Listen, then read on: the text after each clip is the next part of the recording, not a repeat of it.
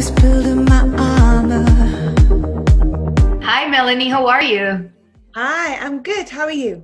I'm good, thank you. How has this wild time been treating you?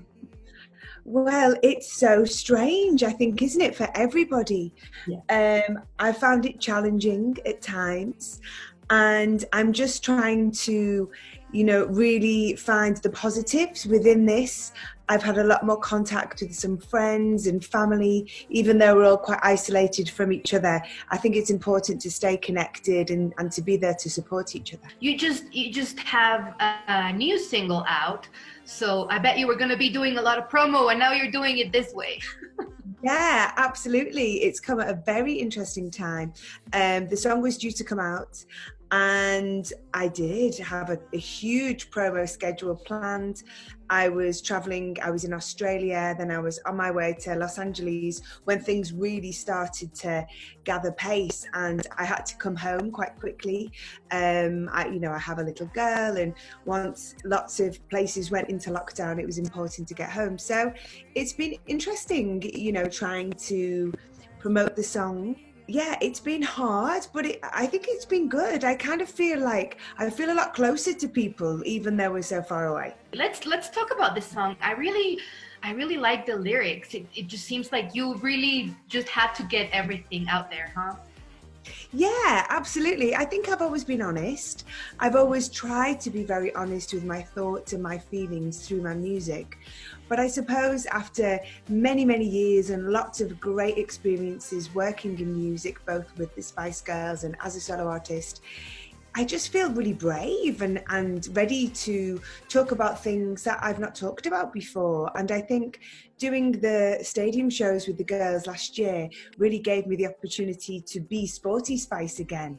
And I just started reflecting on how many different sides there is to me and how important it is to accept ourselves. Because you've been talking about all the struggles you had, eating disorders and all the mental, how important mental health is. But it seems like you've been talking about this even before people started talking about it. It seems like you were kind of like one of the first ones to start just bringing light to these issues. So yeah, I want to thank you. First of all, I want to thank you for that. And then I don't know. I mean, what made you want to talk about these things publicly? Yeah, I often think about my reasons behind being so open at the time, because I think when I first started to talk about it, I was still very vulnerable, and I don't know if I was really strong enough to be having those conversations and exposing myself so much. But I feel like it was at a time in my life and my career when so much of my life was in the media that it just felt very natural to say, to talk about it. And sometimes I did regret it at the time because, on bad days, I'd feel very exposed and, and it felt uncomfortable. So that was a little bit strange. But as I've got older, I've just realized that it's important, people do benefit from people in the public eye talking about these things. And now there's a much more open dialogue, hopefully internationally. I know there is definitely here in the UK. People talk about mental health a lot more openly than they used to do.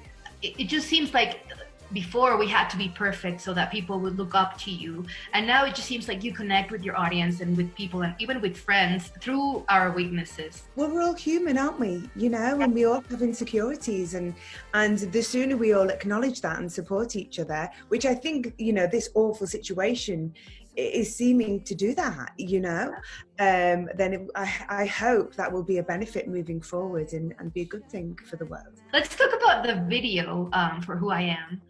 It's like the museum of Melanie. Yeah. How did you come up with that idea? Well, it was all Sylvie's idea. My lovely director, I have a wonderful female video director, Sylvie Weber, German girl, and she just came up with this concept, and I was like, that's so clever, and it's really fitting. So it's an exhibition of so many different times in my life. There's one part where I look like a sporty Spice, you know, that really iconic image. And then there's more images, you know, as it goes through, like my shorter hair with my first solo record. And, you know, there's lots of different images, and there's me in pictures, me as a statue, there's all these different things. And it's interesting because it's like, you know, how I'm viewed, how people view me, how I view myself. And I think, you know, it really fits beautifully with the lyric of the song. And it was weird for me at first. I found it a little bit uncomfortable seeing myself in those different images through my, you know, history. But now as time's gone on, I feel like it's a celebration, you know, because life is a celebration, isn't it? We achieve so many things, we conquer so many, you know, battles. How do you see now, looking back, how do you see Sporty Spice? How does that feel to you? Yeah, it feels amazing, you know. I was so happy to, you know, get my Sporty Spice outfit, my pony back on last year at the stadium shows with the Spice Girls. And I loved every second. And I think I spent many years thinking, how can I do that? How can I jump around to want to be like over, you know, 25 years later from when we released it? But it felt very natural, and it made me realize that Sporty Spice is such a huge part of me, and she's inside me, you know. It's not something external, it's not like this persona I put on, it's totally within. Do you keep those outfits? Do you have them at home? I do. I do have outfits, yeah. So I've been doing some live streams since we've been in lockdown, and I got some of my costumes out of storage because I thought they'd be really fun, you know, for their fans to be able to see them up close and stuff. So I do. I just have them over there. Can I look at one? Can I see one, please? Let's see if we can take the. That's so cool. Over here. So this is where I've been doing my live streams, just here. Okay. You see the boys there, so you can see some sparkles. Are those the original ones, like from the 90s? No, these ones are from the shows we did last year. Okay. But do you have the ones from the 90s? Well, there were lots of exhibitions and things, so some of them have been donated to, you know, various charities and things. Yeah, some of them are still locked away in storage. What about the tour last year? We kind of were waiting for you guys to come to Mexico.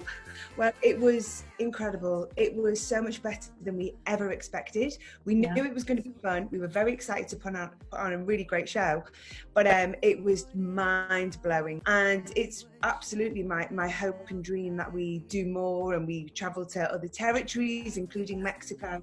But you know, right now things are a little bit up in the air. Did you ever get tired of listening to the Spice Girls songs? Was there ever a point in your life where you were just like, okay, I can't listen to this anymore?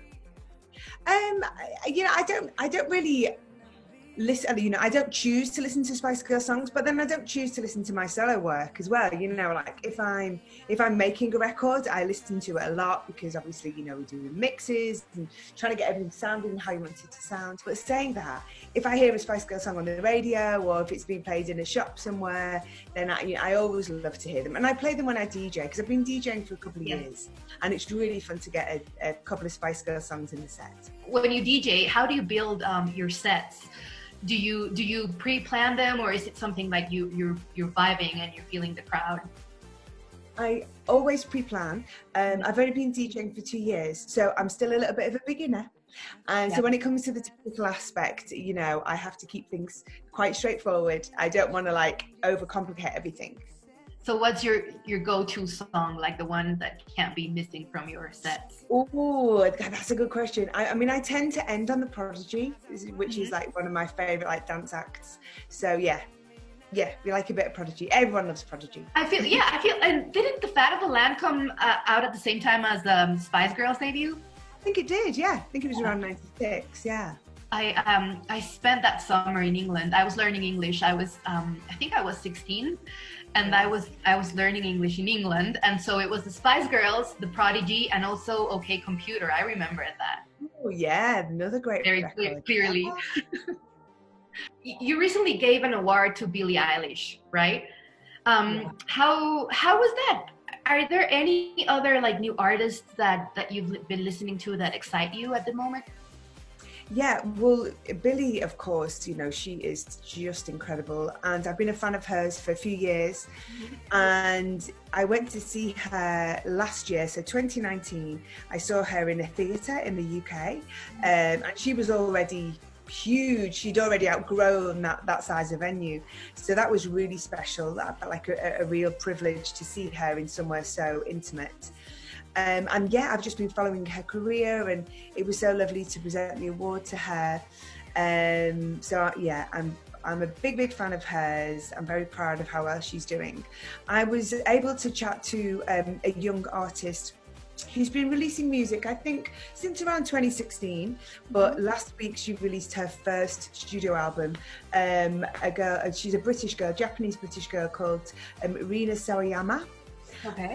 And she's really exciting. I love her music because it's pop music, but she has very interesting influences, and the way she combines them is quite unique.